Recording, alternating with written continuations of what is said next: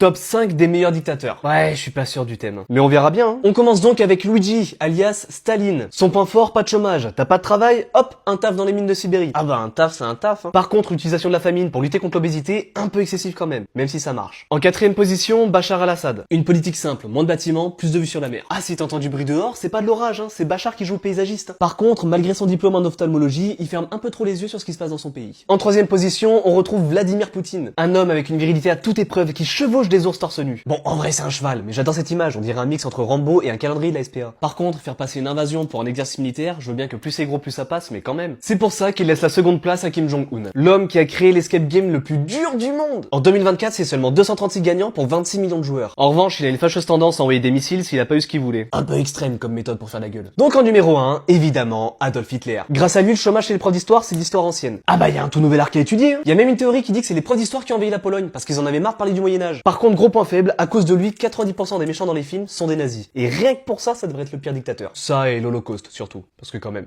c'était pas cool.